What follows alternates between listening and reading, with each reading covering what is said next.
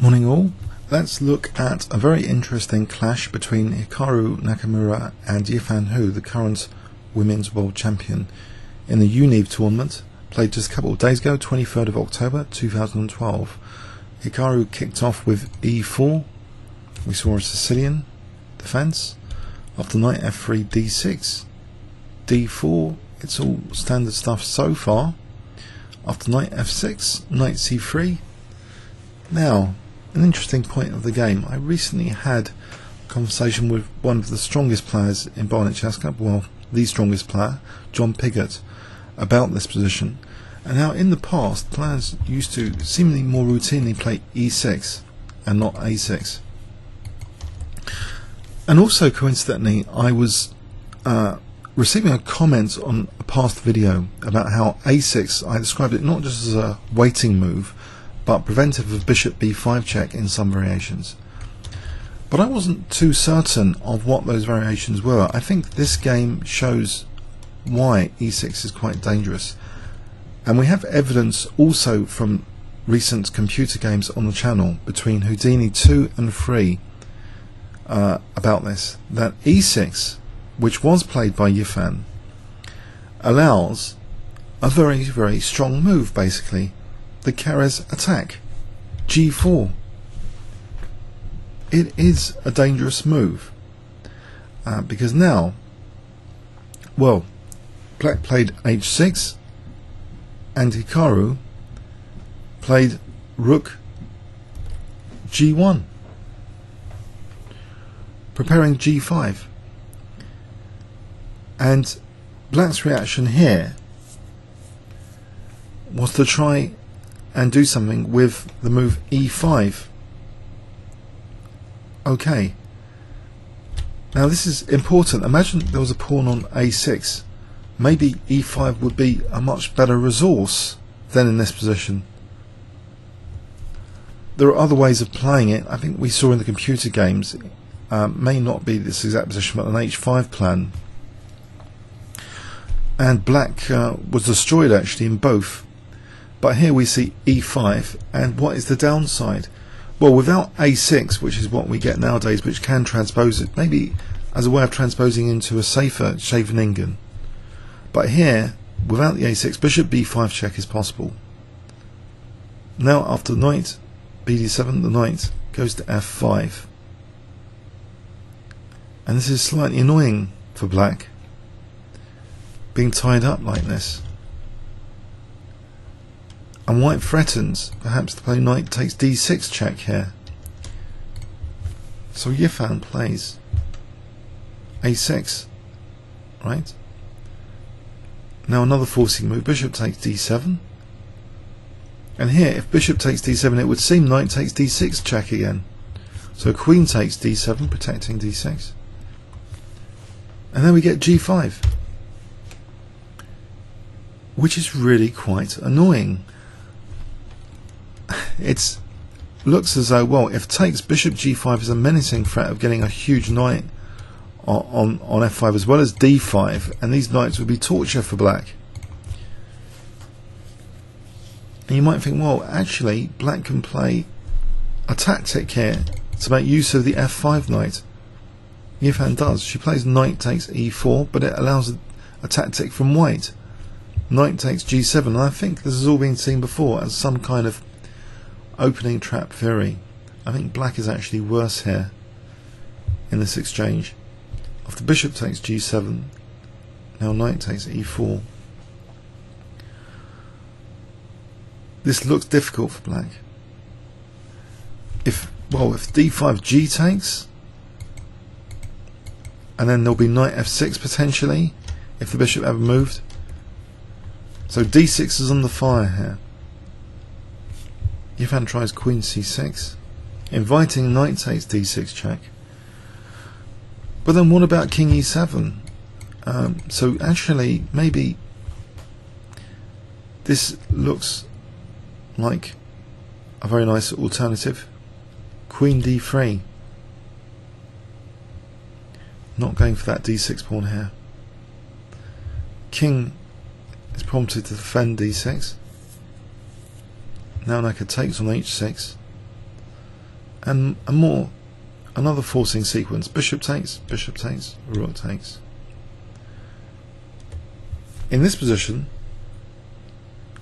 it might be tempting just to castle. That looks good, as well as the game continuation, which was queen e3, another forcing move, asking the rook to move and maybe getting on this sensitive diagonal. So it's also discouraging, of course, bishop f5, if that's going to be a tactical liability to queen g5 check. So rook h5 was played, and Naka refuses just to castle queenside here. He actually plays rook d1, and he's offering c2 for d6 potentially, but looks too dangerous. Black play bishop f5, and that looks to be one of the points. The king maybe doesn't want to be on c1 in that scenario. Be quite unpleasant potentially.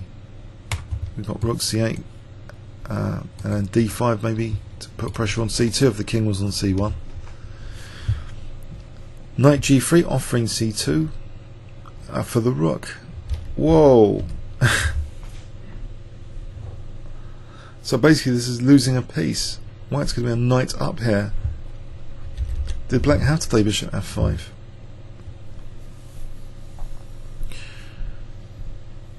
If he doesn't, if she doesn't, pardon me, if Yifan doesn't, if she doesn't, well, it looks as though a move like rook takes d6 is very dangerous, but we'll check in the second pass. What are the alternatives to bishop f5? Okay, so this sees black going down a piece actually. So bishop takes c2, knight takes. White is a knight up. Okay, has black got any counterplay here? Check, and takes pawn on a2. 2 pawns for the knight, but check, check. Queen comes back. Queen a5. Can Naka consolidate this? Knight g3. Check, check. Queen e4. And Yifan doesn't mind her pawns being fixed up, inviting queen takes queen, but Naka plays check, and now makes use of his h-pawn h4, supported by the knight. This would be a nice blockade on d5 if queen takes, holding up these pawns, and then rook d1, and then looks bad. Queen b5, rook d1, d6 looks in trouble now. Yifan takes pawn on b2, knight takes d6, numerous horrible threats, and the king's being chased. Knight c4 attacking the queen, queen b5. Now Naka is not too concerned by black's position in playing knight takes e5. He's opening, well, he's got rook c1s. It's difficult for black to see what she can do here actually, what Yifan can do. She's in serious trouble. f6, check, and now rook b1. So if the queen moves off to win the knight, then queen b7 is mate. Yifan tries f5. Okay, so if takes, then that will be check, and then that will be embarrassing for Naka. But no, he can take on f5. And he's still a piece up, and there's no major problem here. It looks a bit scary for the king, a little bit, but after the check, queen e4. Okay, is black running out of checks? Check here, check there, but now queen d4. There's no decoy or anything with rook f3 because the knight can take. The king can just protect the queen without being overloaded in some other respect. The check on a3 is interesting to consider, maybe briefly in the second pass, but maybe just king e2 and then the check, then there's rook b2. Okay, so in this position queen takes queen, and white's basically a piece up. Check, taking the h1, h-pawn, this pawn's enough with the knight. Naka sees the way through with the pawn. So, and here black resigned. This pawn's going to be winning for white very comfortably. Let's check second pass through this game. Okay, so in this opening, was white really much better in this position? I'm not sure about e5 here. This check looked very strong, but the engine seems at this depth to not mind black so much.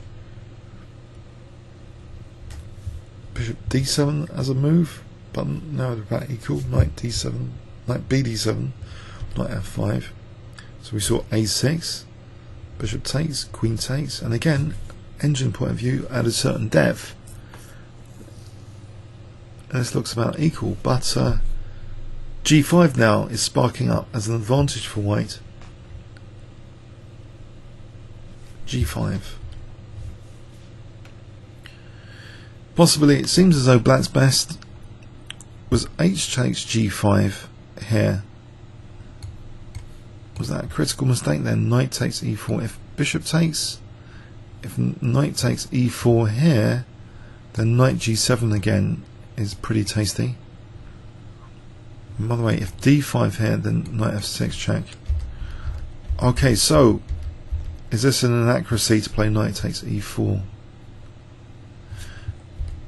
White has an advantage, it seems, almost a significant advantage, almost half a pawn advantage.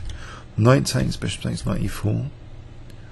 So queen c6, okay, engine likes the move queen c6 here, giving up d6, trying to give up d6 for king e7. So if this really was the case for giving black counterplay, king e7, well, black's got an active position, it seems. Okay, it's fair enough. It looks black has practical chances, but queen d3 as an alternative is liked as well from an engine point of view. Queen d3. And you might think, well, hang on a sec. What about d5 as an alternative? I mean, here, as mentioned, in some variations similar, g takes h6 here is interesting. Now, if d takes, we play h takes g7. That's brilliant for white. And if bishop takes, we have a tactic here. Queen takes d5 for knight f6 check, and white will be better there in the resulting position. So queen d3 has some points.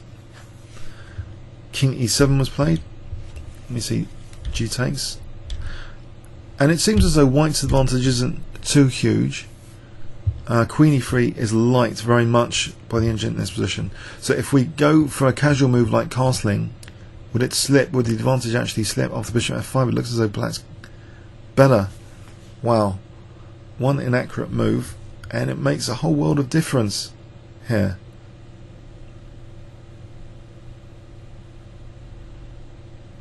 So why is that? Well, the rook's actually protecting d6 here. What does white do here? It looks difficult actually with the king there. So this was played instead. Queen e3, hitting the rook, securing white a tiny advantage. Technically at this depth anyway. So rook h5, rook d1. Again, another precise move, not casually castling. If casually castling, bishop f5, it looks as though black's better again. For example, well, if knight c3, rook ah8, just going for the h2 pawn maybe. Forget the c file. Looks as though black's doing fine. Why not? It's only the d5 square which looks a bit vulnerable, but black's okay on pawns. So this move, rook d1, in this position, is not allowing basically a virtual pin on c2. If you castled here, bishop f5, just been pinned. The knight's been pinned. If we try and well, if we play f3, this doesn't look too hot. Bishop takes, rook ah8. Again, prove that black's king is unsafe here. It's difficult to prove, isn't it? Black might even be taking this pawn here. So, okay, so this looks like a very accurate move, rook d1. Bishop f5 is prompted actually to invite knight g3. What else? Okay, what can we do? What about d5? D5 runs into queen a3 check. Dangerous position. What is going on here? Knight g5 check. Is that winning the exchange? If king f6, queen f3, and that's dangerous for f7 and the rook. And note that the king not being on c1, it's not mating in the final position there. So this looks dangerous because of knight g5. If king d7, queen f3 again, hitting d5 and f7. Okay, so accurate moves from white, and from black it seems that d5 is no good. If d5 is no good, what does black do? What alternatives are there? It looks as though there's very few. If bishop d7, for example, rook takes d6, of course.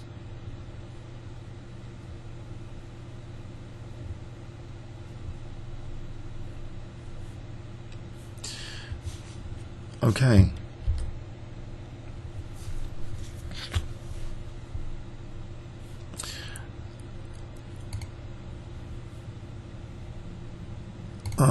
Let's try and stop that. Whoops. So rook d6. Let's carry on from there. That's no good. So bishop f5 might be one of the strongest moves, believe it or not, in this position for black to try this basically virtual piece sack, inviting knight g3. What else is there here? It's the take on c2 or not. Hold on a sec. Hold on a sec. Just go to exchange now with rook ah8 might be a lot better. This could be the critical mistake here. Bishop c2. So if we win the exchange, Yifan might be kicking herself not going for this continuation when she looks at it. When she looked at it after the game, black might have some play here. It looks okay actually for the exchange. It looks like the points are quite solid now. d6 is okay. Any check here you might think is dangerous. King e6, believe it or not. Back solid again. So if there's no exploitable weaknesses, is it actually a weakness? So knight g3, bishop takes c2 doesn't put black in a great state to be a piece down in the game continuation. In fact, stronger than king d1, apparently queen g5, an improvement. What will be the point? To win f7, then take. Okay, slight improvement. But Necker chooses, well, he chooses this. He's still a piece up, and the rest looks pretty grim. He didn't go queen g5 here. He didn't fancy this check here. Rook c1, just offering b2. If the king slips down to f1, then the attack resumes. That looks fairly clear cut actually. It looks very dangerous. Knight f6 check here. Queen g5. It looks as though the king's being hunted down. White controls that c file. So let's go back. So he plays this, which technically doesn't seem a huge deal. Again, black's got 2 pawns for the knight, and is it that much over okay as maybe portrayed? Now white's in the driving seat again with knight f5 check. So what happened here? Rook h8. Why not just take the queen then? Knight takes d5. I think white must be able to win this a piece up, surely. Or are these centre pawns quite dangerous? Better than the game continuation anyway. So in the game continuation we saw knight f5 check and h4, and white is starting to get comfortable the Black King is in trouble, and White seems to be just a piece up now in this game continuation. Some maybe missed opportunities to make things a lot more difficult for Naka, and especially the exchange sack possibility we witnessed. Okay, very interesting game. Comments or questions on YouTube?